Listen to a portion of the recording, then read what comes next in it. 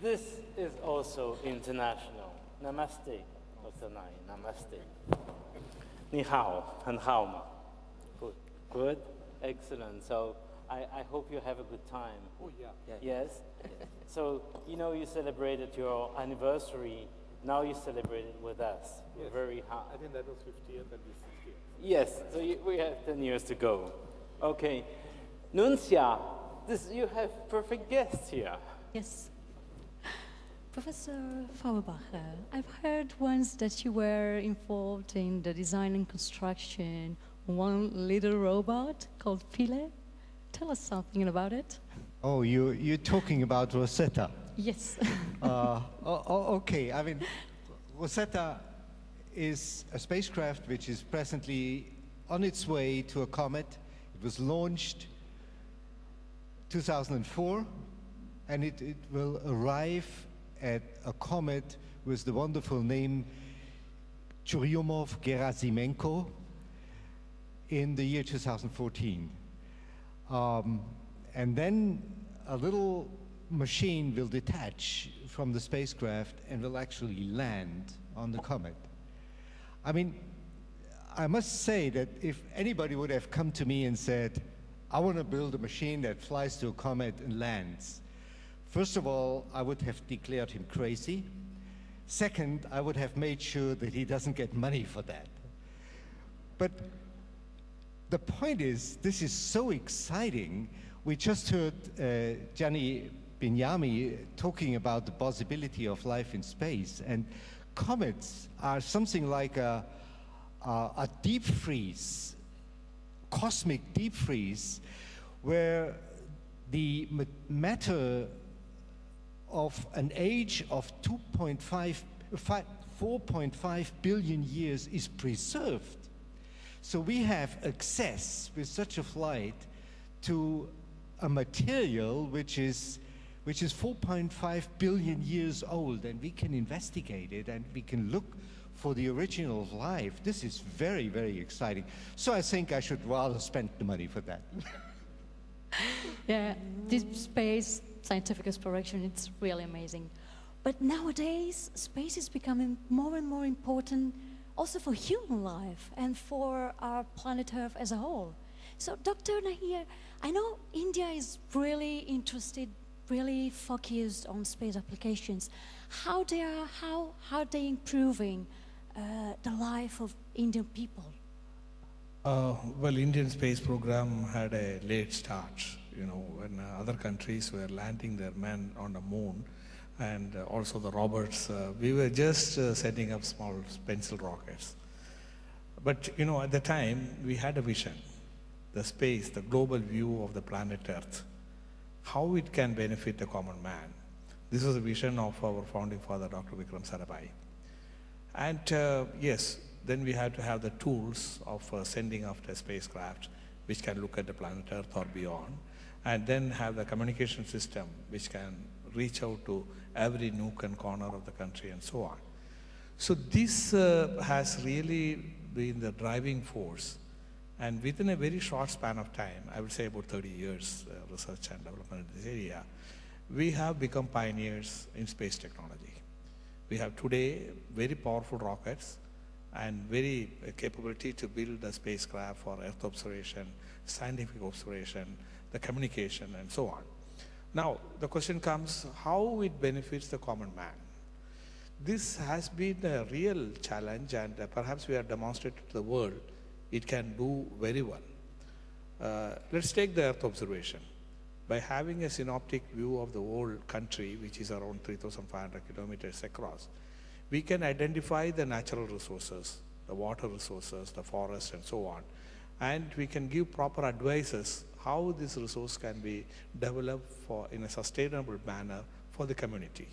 So this leads to increased productivity in the agricultural field, better utilization of the water resources, and even the advices to the fishermen leads to better catch and so on.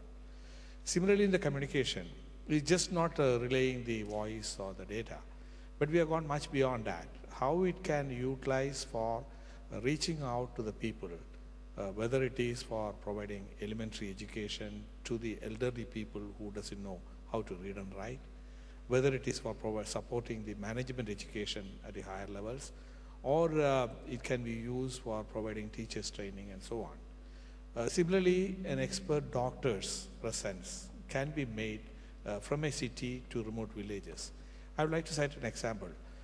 In the northeast region, where there are no roads, no connectivity, there's a small village called Siliguri. And the metro station in Bangalore, it is around 2,000 kilometers away. Here we have the heart specialist who is sitting there. And at the Siliguri village, a mother comes carrying a child, crying. She doesn't know what illness is and what corrective action has to be done. This doctor sitting 2,000 kilometers away, he feels the pulse of the baby and also looks at the parameters and gives advices in a local language. And after 20 minutes, the lady goes happy, carrying the child back. Can you imagine such a thing? So that's the kind of impact we could make using the space technology to the country. Didn't India also fly a spacecraft to the moon? Oh, well, incidentally, we did that also. Well, that's a very interesting thing, But that's a spacecraft which is a true example of an international cooperation. We had instruments from Europe, America, and India. And then we had our own small launcher, PSLV, which put the spacecraft into the orbit and went to the moon. Alas, finally what we found, we confirmed there is water on the moon. And future astronauts, what they said? Do you also have beer? Oh, no. What they said is, we need carry only scotch. Okay. Ice and water are there. So, but in these hard times, in crisis time like we are experiencing now, it's very difficult to carry on with space programs, and cooperation, international cooperation is fundamental, I should say indispensable. So as a young person, I'm very curious to see Yuan Xianxiang, your point of view. How do you see international cooperation in the future? Do you wish it better? Do you wish it different from what it is right now? I'm very happy attending the ceremony of the the 60 ceremony, because China this year's to many space systems, such as the communication systems, satellite, and we built multi-logical satellite to extend the climate. And we also do the resource, the Earth resource satellite. This year we also built, just like the America GPS, also the Russia GLONASS. Yes, we independent system, just like called Beidou systems. And we also, this year, we built the Nair flight program. We launched the 7 central spaceship, and 4 is known Nair, and 3 space shuttle. The spaceship. I see this this program have large money and resource, and the technical is very complex. So I say we support this space activity. We now research the launch vehicle, new launch vehicle.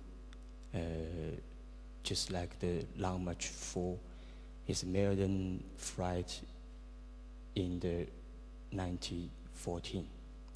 But we also planned the Nair lunar program. Yes, so we researched the heavy launch because the resource is limited.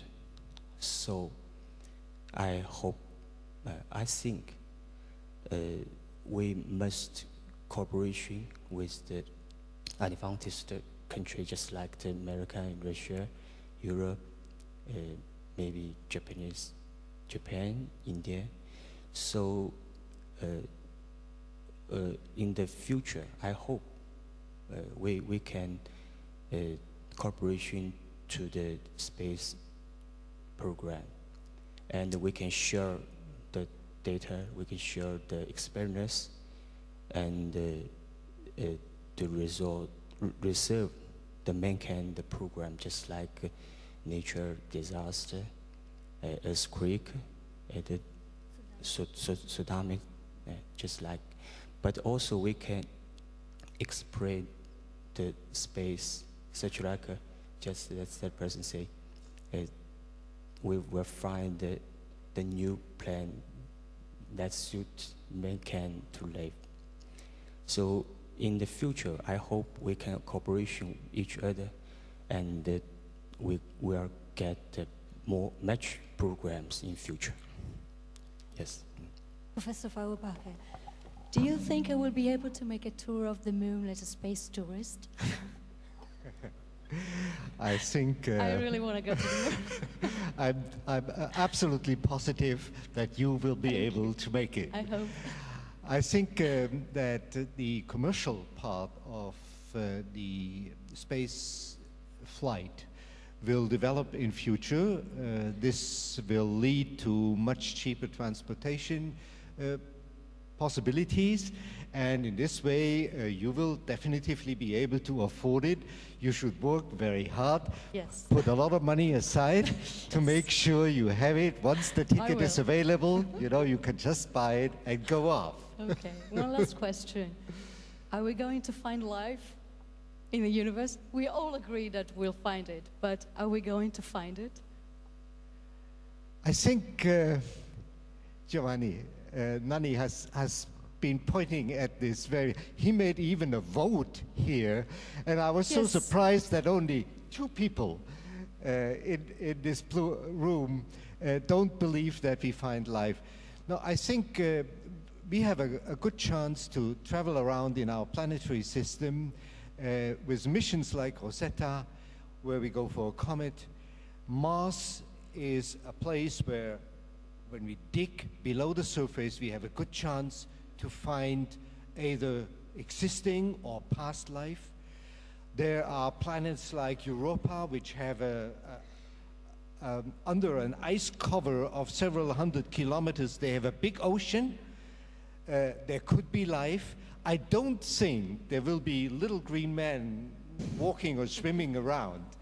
But it's a very good chance. I mean, just Mars developed very similar to Earth, just much faster. So in the early days, Mars had the same chance as Earth to develop life. So I think going there, digging deep into the ice layers of Mars, there's a very good chance that we either past life or even existing life today can be found. To Mars. To Mars. Cheers.